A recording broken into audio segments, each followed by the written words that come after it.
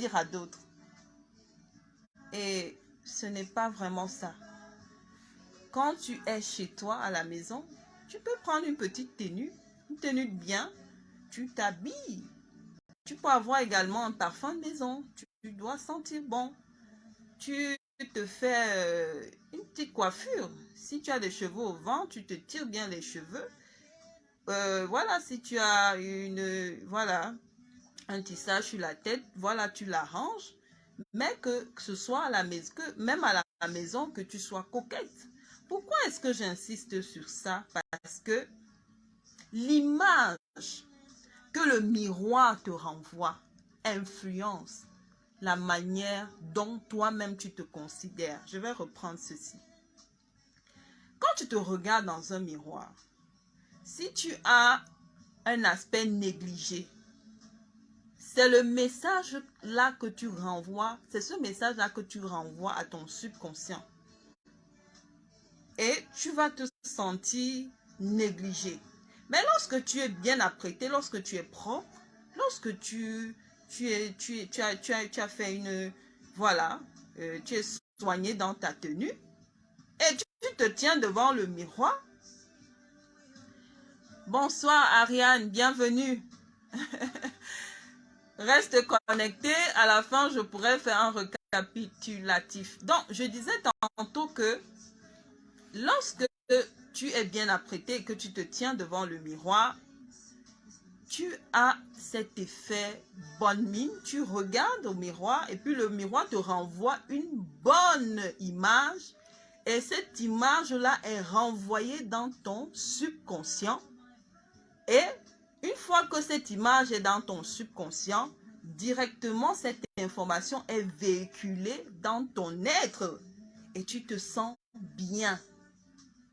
Et je voudrais également faire cette petite différence. Je voudrais vraiment lever, mettre un point d'honneur sur la nuance entre impressionner et avoir de l'assurance. Quand tu veux impressionner, tu parais, tu n'es pas toi. Tu forces. Mais quand tu as de l'assurance, tu es conscient. Donc, il s'agit d'être conscient. C'est pour cela que je reviens sur l'exercice de répétition des paroles constructives et positives pour notre image. Parce qu'une fois que le subconscient aura enregistré cette information que tu lui auras donnée, alors là, tu vas manifester celle que tu es sans forcer et sans paraître. Parce que tu es déjà conscient de ce fait. Généralement, vous allez voir des personnes dans la rue, quand elles marchent, tu peux remarquer qu'elle est en train de demander de l'attention. Elle mendie de l'attention. C'est-à-dire, il y a même des personnes dans notre entourage, lorsqu'elles sont bien mises, lorsqu'elles sont bien vêtues et que tu oublies, même parfois tu le fais exprès de ne pas lui faire de compliments, elle commence à le manifester. Soit elle te boude, soit elle commence à te regarder de la tête aux pieds. Pourquoi? Parce qu'elle n'est pas sûre d'elle. Donc il lui faut un avis extérieur pour valider qu'elle est belle. C'est pour cela que l'image que tu as de toi-même est très importante. Parce que si tu veux avoir bonne image devant les autres, il faut que toi-même, tu sois conscient que tu es une personne belle de l'intérieur comme de l'extérieur. Donc l'image de soi est très importante. Donc si vous avez des questions, n'hésitez pas de les écrire en commentaire et je me ferai le plaisir de les répondre. Donc, pour celles qui viennent de nous retrouver, on va reprendre. Aujourd'hui, on devait voir comment s'aimer malgré ses défauts et afin de gagner de l'assurance. Et le premier point, c'était de regarder aux qualités aux avantages autant pour moi qu'aux inconvénients.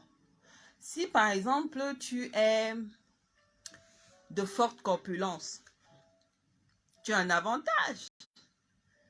Tu as un avantage que les autres qui sont petites de corpulence n'ont pas. Je te donne cet exercice aujourd'hui. Commence à détecter quels sont les avantages de ce que tu appelles défauts. Et tu verras qu'en réalité, ce sont des atouts, ce sont des qualités, mais que les hommes, les autres définissent de défauts. En réalité, ce sont des identités remarquables. OK? Et le deuxième point, c'était de se regarder dans le miroir tous les matins et de s'admirer. Voilà. Le troisième point, c'était se faire des compliments soi-même, de ne pas être mendiant d'affection, d'attention, mais d'utiliser sa bouche pour se faire des compliments à soi-même. Ne sois pas avare. Quand c'est quelqu'un d'autre, tu es tellement généreuse en éloges, en compliments. Mais quand il s'agit de toi, pourquoi tu ne peux pas te faire ses propres compliments? Tu dois d'abord te donner et plus à toi avant de donner à quelqu'un d'autre. Donc si tu as une tata ou je sais pas, une amie, tu es toujours en admiration devant elle au point où elle croit que peut-être que voilà, tu es, comment je vais dire ça? Tu es obsédé par elle. Non, sois obsédé de toi-même. Au lieu de passer du temps à admirer les stars, je ne refuse pas. On a des idoles. Mais toi-même, tu es d'abord ta star. Donc, au lieu de passer le temps à regarder, voilà, et tout, les vedettes et tout, va dans ta galerie et commence à regarder tes photos. Fais même cet exercice que je m'en vais te donner. Commence à faire des vidéos. Fais des vidéos. Fais des vidéos. Prends ton téléphone, lance une vidéo et commence à, voilà, à parler. Voilà, et puis quand tu finis la vidéo, revois cette vidéo. Bonsoir, révérend Daniel. Revois cette vidéo plus d'une fois. C'est également un moyen de gagner de l'assurance. Parce que à force de te regarder, tu vas t'accepter tel que tu es. Parce que je vais vous dire quelque chose. Comment je vais dire, le miroir nous permet d'avoir notre reflet. Parce que de l'intérieur, on ne sait vraiment pas à quoi on ressemble. Vous voyez? Donc, le fait de tout le temps avoir ton image dans ton esprit te permet d'avoir cette assurance-là. Parce que tu t'es déjà, voilà, tu as une image bien définie de l'être que tu es à l'extérieur. Au point où tu ne peux pas être influencé par les critiques ou alors les mauvaises paroles des autres parce que tu es consciente de celle que tu es. Mais lorsque tu n'es pas consciente de celle que tu es, alors là, tu es influencé ou influençable. Tu es par la vie, excusez-moi, tu es influençable par la vie des autres. Si par exemple quelqu'un te dit, ben voilà, cette robe ne te va pas bien, ben, tu commences à paniquer. Tu crois à ce que cette personne dit. Pourquoi? Parce que tu n'as pas cette assurance. Tu ne t'es pas visualisé dans cette robe que tu as portée et toi-même tu ne t'es pas admiré dans cette robe. Donc, comme toi-même tu n'as pas d'avis sur toi, tu acceptes l'avis de quelqu'un d'autre. Ok? Il faut que toi-même tu aies ton avis. sur toi d'abord avant que quelqu'un d'autre ait son avis. Et je m'en vais vous dire que l'avis des autres, l'avis de quelqu'un d'autre ne reste que l'avis de quelqu'un d'autre. Le plus important, c'est ton avis. Et pour ceux qui sont chrétiennes, c'est d'abord ce que pense le Créateur qui est plus important. Secondo, c'est ce que tu penses de toi qui est deuxièmement le plus important.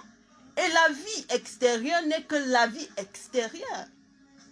En fait, c'est une façon de se créer un mur de protection. Parce que de nos jours, les personnes sont devenues aigries. Les personnes sont devenues vraiment, comme le dit les Écritures, l'amour de plusieurs refroidit. Donc, quelqu'un peut être mal dans sa peau et gratuitement, comme ça, il t'avance des mauvaises paroles. Il te dit, par exemple, j'aime pas ta tenue, hein. Ah bah, ta tenue ne te va pas bien, hein. Non, non, non, non, mais ça, c'est quelle couleur de vêtements que tu portes là? Mais ça, c'est quelle coiffure que tu as fait? Non, j'aime pas ça.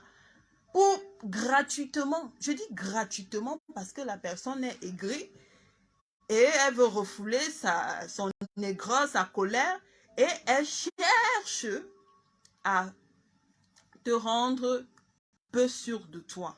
Donc, lorsque tu as donc érigé ce mur de protection, que quelqu'un te dise que ton tissage là n'est pas bien ou ta chaussure là n'est pas bien, permettez-moi l'expression, c'est que dalle. C'est que dalle parce que ce n'est que son avis. Toi, tu as déjà ton avis et il est arrêté. Merci du compliment ou merci de la remarque. Et bon, tant mieux. OK? Et le quatrième point, c'était apprends à te faire plaisir.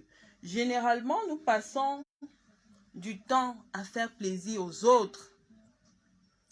Nous passons du temps à faire plaisir à nos compagnons, à nos époux, à nos enfants. Et on s'oublie soi-même. Bonsoir, Monsieur Marco. Et on s'oublie soi-même. Alors, tu as ce droit de te faire plaisir sans pour autant te culpabiliser, sans pour autant ressentir que sans pour autant avoir l'impression que tu es